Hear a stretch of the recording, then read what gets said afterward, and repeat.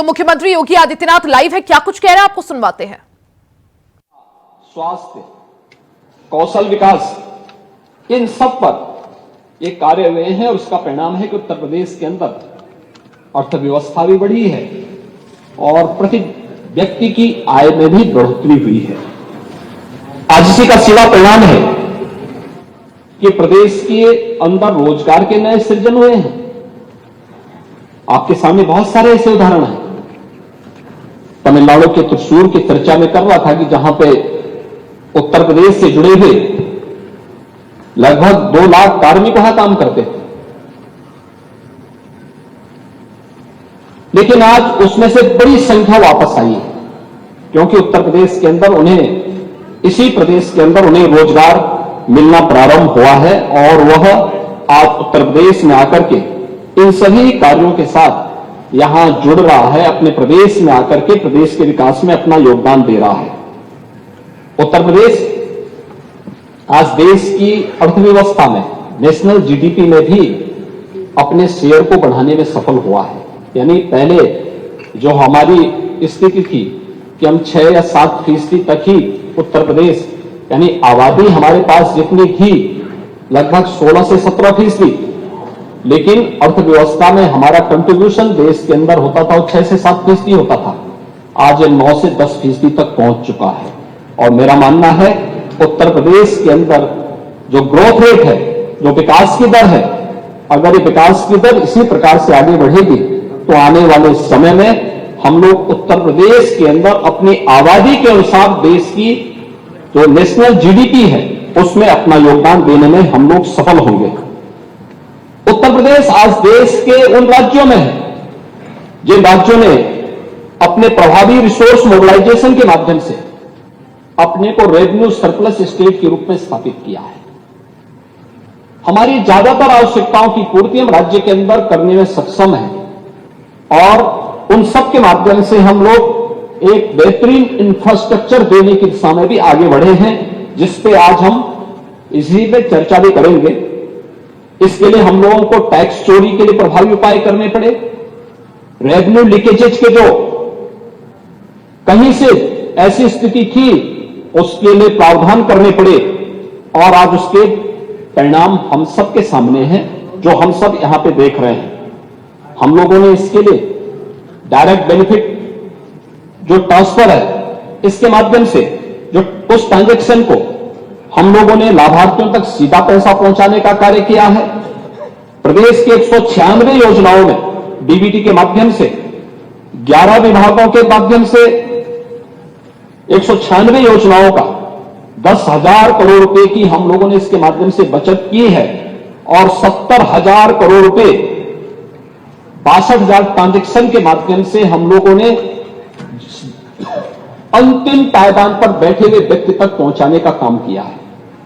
ये डीबीटी कैसे एक गरीब को भ्रष्टाचार से मुक्त व्यवस्था देने में सहायक होती है, यह डीबीटी उसका एक उदाहरण है।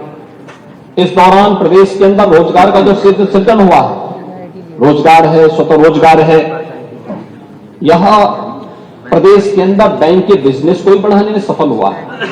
अगर 2016-17 में हम लोग प्रदेश के अंदर के सीडी रेशो को देखेंगे तो यह लगभग 44 से 46 के बीच में था, आज यही 60% के आसपास है। ये चीजें दिखाती हैं कि रोजगार में यहां वृद्धि हुई है, लोगों को रोजगार मिला है, स्वतः रोजगार के अवसर यहां लोगों को प्राप्त हुए हैं और लोगों को इसमें बेहतरीन रूप से आगे इसके माध्यम से यहां पे अवसर प्राप्त हुए हैं। लेकिन साथ साथ हम लोगों ने वित्तीय अनुशासन का पालन भी किया है। भारतीय रिजर्व बैंक ने एक व्यवस्था बनाई है कि आप अपनी वित्तीय अनुशासन को बनाए रखते हुए आप अपना बजट बनाएंगे, कर्ज लेंगे। अगर एक सीमा के ऊपर ये जाता है तो आपको कोई भी नेशनल बैंक या रिजर्व बैंक आपको कर्ज के लिए अलाउ नहीं करेगा। उत्तर प्रदेश ने इस दिशा में बेहतरीन प्रयास किया है। 25 करोड़ की आबादी उत्तर प्रदेश में रह रही है, लेकिन 25 करोड़ की आबादी के बाद भी अगर आप देश के अंदर अन्य राज्यों की तुलना में देखेंगे तो एफआरबीएम की जो सीमा है 3.5 है, उत्तर प्रदेश 2.86 पर अपने वित्तीय अनुशासन को बनाए रखने में सफल हुई है। यह एक बेहतरीन स्थिति किसी भी राज्य के लिए हो सकती है और वह हम लोगों ने प्रदेश के अंदर यहां पर इन कार्यों को किया है। प्रदेश के अंदर जो मैंने पहले भी कहा कि मूल बजट में एक बड़ी राशि कैपिटल एक्सपेंडिचर के रूप में हम खर्च कर रहे हैं, जो प्रदेश के अंदर डेवलपमेंट की गति को आगे बढ़ाने में सहायक रहा है और इन चीजों को एक नई गति देने में भी हम लोगों ने उसके माध्यम से सफलता प्राप्त की है। महोदय, हम इस बात को अक्सर इस बारे में कहते हैं कि प्रधानमंत्री मोदी जी के नेतृत्व में इस देश ने एक नए भारत का दर्शन कराया है। एक नया भारत जो भारत की 140 करोड़ जनता की आकांक्षा का प्रतीक बना है। दुनिया के हर क्राइसिस मैनेजमेंट में लोग भारत की तरफ आशा भरी निगाहों से देखते हैं और लोगों के मन में विश्वास है कि कहीं दुनिया के अंदर संकट आएगा, भारत इसमें सहयोगी की भूमिका में खड़ा होगा, हर संकटग्रस्त व्यक्ति के साथ खड़ा होगा। और भारत के अंदर 140 करोड़ जनता जनार्दन का जो विश्वास मोदी जी के नेतृत्व में पिछले 10 वर्षों के अंदर देखने को मिला है, वो अभूतपूर्व है, अभिनंदनीय है। इसके लिए उन्होंने पिछले 10 वर्षों में जो कार्य किए वो अत्यंत अभूतपूर्व है और इसमें भारत की जो ग्रोथ रेट है उससे भी और भारत की जो जीडीपी है उसमें भी हम जो बढ़ोतरी हुई है उसके माध्यम से इसको देख सकते हैं। पर कैपिटा इनकम देश के अंदर नेशनल एवरेज में अगर आप देखेंगे काफी वृद्धि हुई है। अगर हम लोग देश की अर्थव्यवस्था को ही देखेंगे तो जो 2014 में भारत की अर्थव्यवस्था 10वीं अर्थव्यवस्था थी, आज वही भारत की अर्थव्यवस्था दुनिया की 5वीं बड़ी अर्थव्यवस्था है और अगले 3 वर्ष के अंदर भारत दुनिया की 3री बड़ी अर्थव्यवस्था बनेगा। यह प्रधानमंत्री जी का संकल्प है और इसके साथ ही भारत $5 ट्रिलियन की इकोनॉमी के रूप में अपने आप को स्थापित करेगा। इसके लिए भारत सरकार के द्वारा जो प्रयास प्रारंभ हुए हैं, ये राज्यों के सहयोग से और तीव्र गति से आगे बढ़ सकते हैं।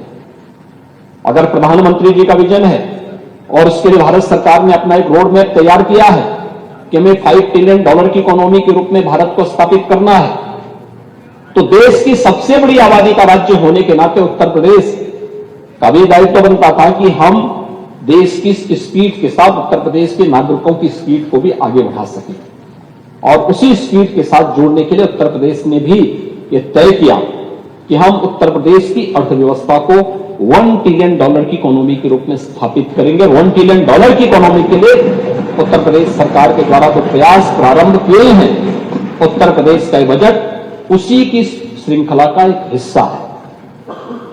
इसमें आपने देखा होगा $1 ट्रिलियन की इकोनॉमी के लिए हम लोगों के रोड मैप तैयार हुआ है।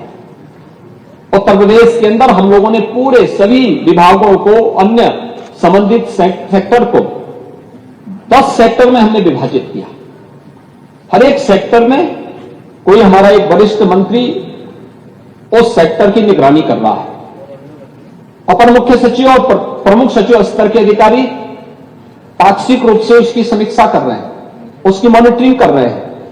उस फील्ड से जुड़े हुए विशेषज्ञ, उस फील्ड से जुड़े हुए जो अर्थशास्त्री हैं, स्टेक होल्डर्स हैं, उन सबका सहयोग इसके लिए लिया जा रहा है और स्वयं सीएम डैशबोर्ड के माध्यम से मैं इसकी समीक्षा करता हूं और उसकी नियमित समीक्षा के साथ साथ कौन से सेक्टर में कमी है, किस सेक्टर में कहां पे पुशअप करने की आवश्यकता है, उसके लिए उस प्रकार की कार्य योजना को लेकर के हम कार्य कर रहे हैं।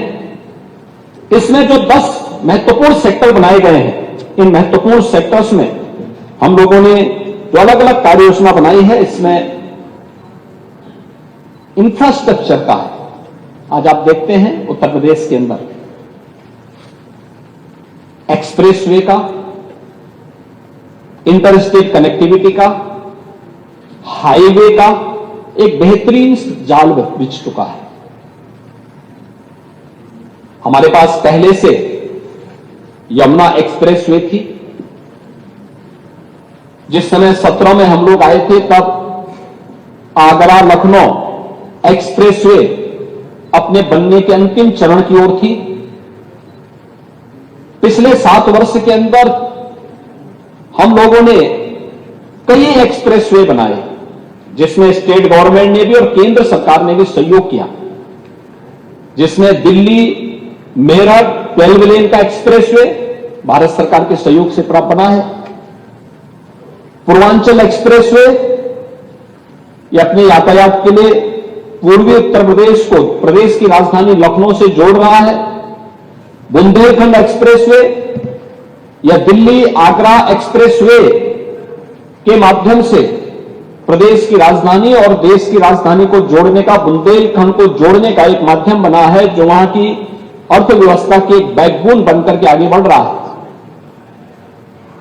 प्रदेश के अंदर गंगा एक्सप्रेसवे, जिसके बीजीएफ के लिए इस सप्लीमेंट्री बजट में हम लोगों ने धनराशि की मांग भी की है। हमारा प्रयास है कि प्रयागराज कुंभ 2025 में हम गंगा एक्सप्रेसवे को उससे पहले मेन कैरिजवे को बना करके तैयार करें, और दिसंबर 2024 का हम लोगों ने टारगेट दिया है कि मेन कैरिजवे को आप इसको बना करके तैयार करिए, जिससे प्रयागराज कुंभ के दौरान इसका उपयोग पश्चिमी उत्तर प्रदेश से पूर्वी उत्तर प्रदेश को जोड़ने के लिए और प्रयागराज को जोड़ने के लिए एक बेहतरीन माध्यम मिल सके। इस पर हमारी कार्रवाई आगे बढ़ रही है।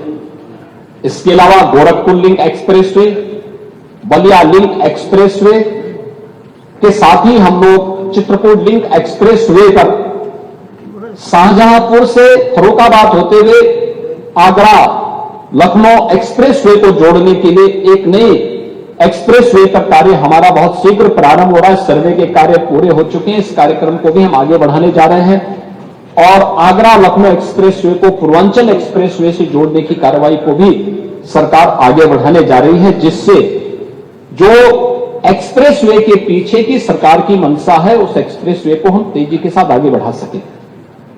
इंटर स्टेट कनेक्टिविटी को, जितने भी हमारी इंटर स्टेट कनेक्टिविटी है, या नेपाल से जुड़े हुए मार्ग हों, बिहार से हों, झारखंड छत्तीसगढ़ से जुड़े हुए हों, मध्य प्रदेश या राजस्थान से जुड़े हुए हों, या फिर हरियाणा या उत्तराखंड या दिल्ली से जुड़े हुए सभी 4 लेन की कनेक्टिविटी हो, और यहां पर उत्तर प्रदेश सरकार का एक तोरणद्वार स्वागत कर आगंतुकों का स्वागत करता हुआ दिखाई दे। अगर नेपाल की सीमा पर है तो राज्य नहीं, देश भारत नेपाल मैत्री द्वार उनका स्वागत करे। इसकी तैयारी, इस पर कार्य प्रारंभ हो चुके हैं। अगर बिहार या अन्य राज्यों के साथ में है तो उत्तर प्रदेश और राज्य की मैत्री द्वार के रूप में उसकी पहचान होगी। इस कार्य को हम लोगों ने आगे बढ़ाया है। 4 लेन की हर जिला मुख्यालय 4 लेन से जुड़े, तहसील मुख्यालय 4 लेन के साथ जुड़े, ब्लॉक मुख्यालयों को 2 लेन के साथ हम जोड़ सकें। वहीं प्रयागराज से जुड़ी बड़ी खबर आपको बता दें, श्री कृष्ण जन्मभूमि और शाही ईदगाह विवाद मामले से जुड़ी है बड़ी खबर। सिविल वाद की पोषणीयता को चुनौती दी गई है। मुस्लिम पक्ष को हाईकोर्ट के फैसले से बड़ा झटका लगा है। याचिका पर हाईकोर्ट का बड़ा फैसला। हाईकोर्ट ने मुस्लिम पक्ष की रूल 711 की एप्लीकेशन को खारिज कर दिया है। हाईकोर्ट ने कहा कि सिविल वाद योग्य है सुनवाई के। तो ये बड़ी खबर आपको बता दें, जिस तरह से श्री कृष्ण जन्मभूमि और शाही ईदगाह मामले में हाईकोर्ट का आज फैसला आना था, यहां पर फैसले के बाद मुस्लिम पक्ष को बड़ा झटका लगा है। श्री कृष्ण जन्मभूमि शाही ईदगाह से जुड़ा ये पूरा विवाद, सिविल वाद की पोषणीयता को इस दौरान चुनौती दी गई थी। मुस्लिम पक्ष को हाईकोर्ट के फैसले से बड़ा झटका लगा है। याचिका पर हाईकोर्ट का बड़ा फैसला। हाईकोर्ट ने मुस्लिम पक्ष की रूल 711 की एप्लीकेशन को खारिज कर दिया है, साथ ही याचिका को सुनवाई योग्य बताया है। तो प्रयागराज से बड़ी खबर, श्री कृष्ण जन्मभूमि और शाही ईदगाह से जुड़ा ये पूरा मामला, जिसमें हाईकोर्ट का आज फैसला आ गया है। सिविल वाद की पोषणीयता को इस दौरान चुनौती दी गई थी। मुस्लिम पक्ष को हाईकोर्ट के फैसले से बड़ा झटका लगा है। याचिका पर हाईकोर्ट का बड़ा फैसला। हाईकोर्ट ने मुस्लिम पक्ष की रूल 711 की एप्लीकेशन को इस दौरान खारिज कर दिया है। हाईकोर्ट ने कहा कि सिविल वाद सुनवाई के योग्य है।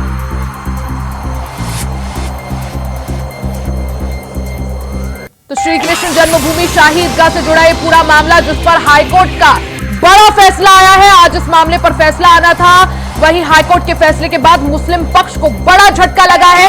हाईकोर्ट ने मुस्लिम पक्ष की रूल 711 की एप्लीकेशन को खारिज कर दिया है। साथ ही हिंदू पक्ष की जो याचिका थी उसे सुनवाई के योग्य बताया, यानी सिविल वाद को सुनवाई के योग्य यहां पर हाईकोर्ट ने बताया, यानी इस मामले में आगे सुनवाई होगी। हालांकि यहां पर मुस्लिम पक्ष को बड़ा झटका देते हुए उनकी एप्लीकेशन को खारिज कर दिया है। तो प्रयागराज से बड़ी खबर, श्री कृष्ण जन्मभूमि शाही ईदगाह मामले से जुड़ा ये पूरा विवाद, जिसमें सिविल वाद की पोषणीयता को मुस्लिम पक्ष ने चुनौती दी थी। मुस्लिम पक्ष को हाईकोर्ट से बड़ा झटका लगा है। हाईकोर्ट ने मुस्लिम पक्ष की रूल 711 की एप्लीकेशन को खारिज कर दिया है। हाईकोर्ट ने कहा कि जो सिविल वाद है वो सुनवाई योग्य है।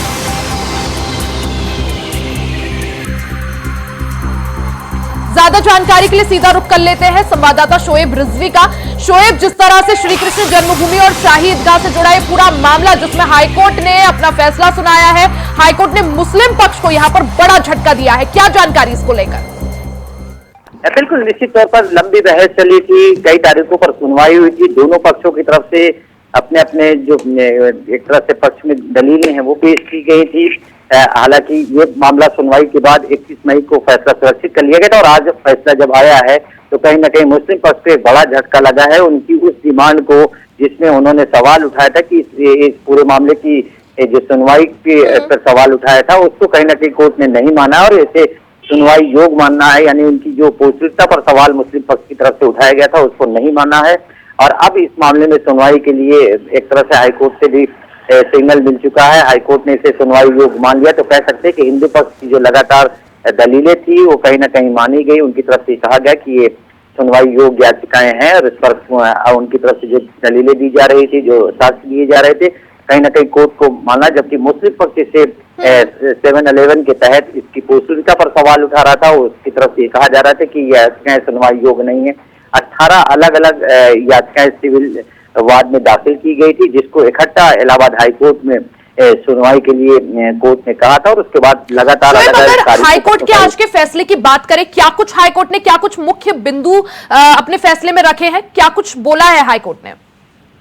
देखिए, इसमें एक बात जो महत्वपूर्ण है समझने की, वो इसमें जो मुस्लिम पक्ष का एकमात्र बिंदु था कि ये याचिकाएं जिसमें अलग अलग डिमांड की गई हैं हिंदू पक्ष की तरफ से, वो सुनवाई योग्य नहीं है, उसकी पौष्टिकता पर सवाल उठाया था। इसी एक बिंदु पर कोर्ट ने उनकी दलीलें सुनी मुस्लिम पक्ष की, उसके बाद उसके जवाब में जो हिंदू पक्ष ने अपनी दलीलें पेश की और कोर्ट ने इस बात को एक्सेप्ट किया कि नहीं, ये याचिकाएं सुनने योग्य है। यानी अब इस पूरे मामले पर अब एक तरह से प्रॉपर सुनवाई, बिल्कुल, यानी अभी हाईकोर्ट ने ये मान लिया है कि जो सिविल वाद है वो सुनवाई योग्य है, यानी सुनवाई अभी आगे चलेगी।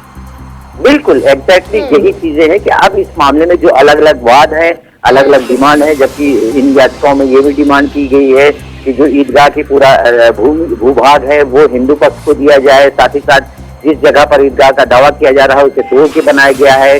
तमाम हिंदू पक्ष की तरफ से साक्ष्य दिए गए हैं, कुछ पुरानी किताबों का रेफरेंसेस दिया गया है कोर्ट में। तो ये तमाम चीजें हैं। अब इस पर कोर्ट में सुनवाई होनी थी, लेकिन चूंकि ये मुस्लिम पक्ष इलाहाबाद हाईकोर्ट आया था और उसने इन याचिकाओं की पौष्टिकता पर सवाल उठाया था, यानी इसको सुनने योग्य नहीं माना था, जिस पर कोर्ट ने इन पूरी याचिकाओं पर सुनवाई की और उसके बाद फैसला सुरक्षित कर लिया था। अब ये डिसाइड कर दिया कि नहीं, ये याचिकाएं सुनने योग्य है। तो ये कह सकते हैं कि हिंदू पक्ष के लिए एक बड़ा दिन है, उनके जो डिमांड है उसकी सुनवाई का एक बड़ा दिन है। यानी सुनवाई योग्य यहाँ पर मान लिया है हाईकोर्ट ने। हालांकि इसके बाद किस तरह से सुनवाई आगे बढ़ती है, क्या कुछ दलीलें रखी जाती हैं, उस पर सभी की निगाहें रहेंगी। शोएब, आप बने रहिएगा, आगे भी आपसे जानकारी लेंगे। मथुरा से हमारे साथ मोहम्मद फारूक जुड़ गए हैं। मोहम्मद फारूक, पूरा मामला श्री कृष्ण जन्मभूमि और शाही ईदगाह का, जिसमें हाईकोर्ट ने सुनवाई की थी, फैसला सुरक्षित रखा था, आज फैसला आया है और साफ तौर पर फैसले के बाद हिंदू पक्ष की तरफ से जितने भी वाद रखे गए थे, सिविल वाद जो भी थे,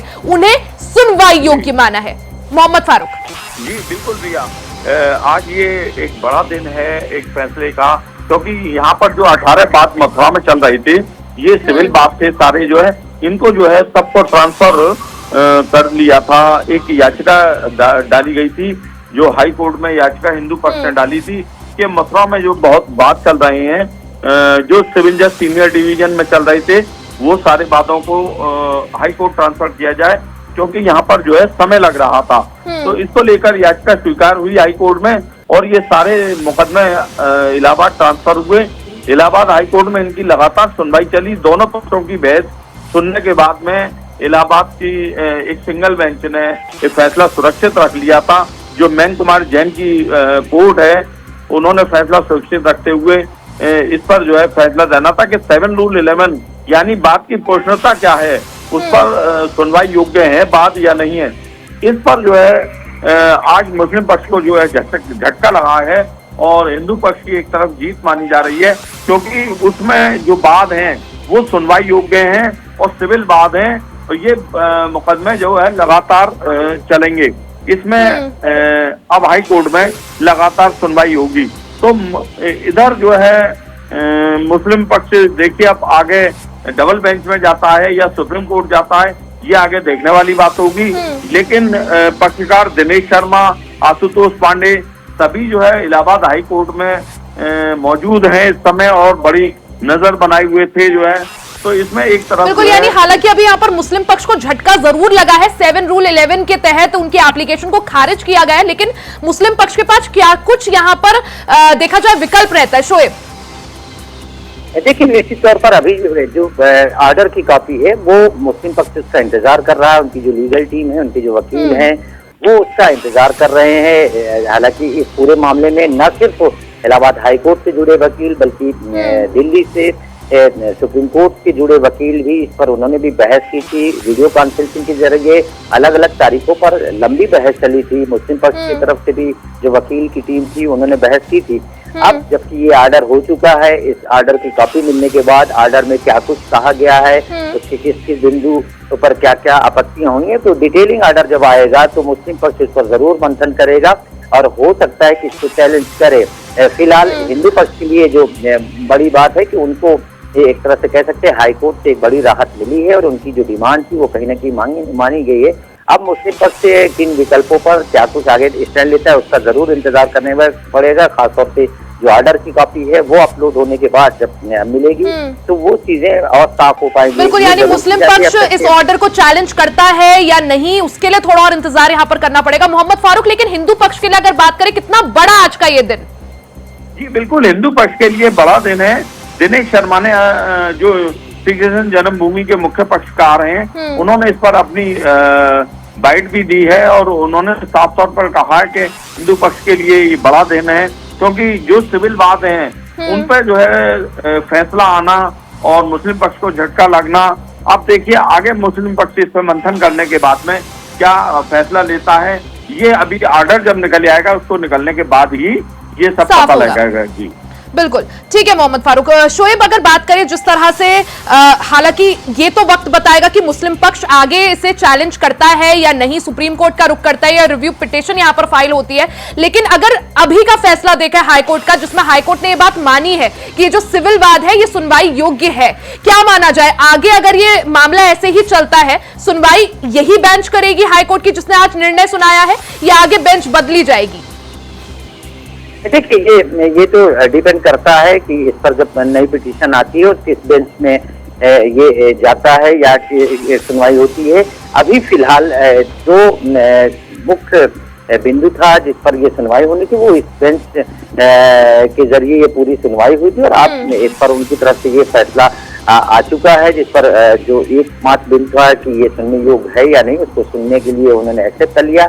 अब आने वाले दिनों में ये किस तरह से इसकी प्रक्रिया तो आगे बढ़ती है। बिल्कुल, यानी आने वाले दिनों में तस्वीर और ज्यादा साफ हो जाएगी, लेकिन फिलहाल के लिए जिस तरह से हाईकोर्ट ने यहाँ पर मुस्लिम पक्ष के रूल 7-11 के तहत एप्लीकेशन को खारिज किया है और सिविल वाद को सुनवाई योग्य बताया है, साफ तौर पर यह शुरुआती अगर तौर पर देखें तो हिंदू पक्ष के लिए काफी बड़ा कदम ये और काफी जीत का एक कदम इसे बोल सकते हैं। हालांकि मामले में आगे क्या कुछ होता है उस पर सभी की निगाहें रहेंगी। शोएब, आपका भी बहुत बहुत शुक्रिया और मोहम्मद फारूक आपका भी बहुत बहुत शुक्रिया।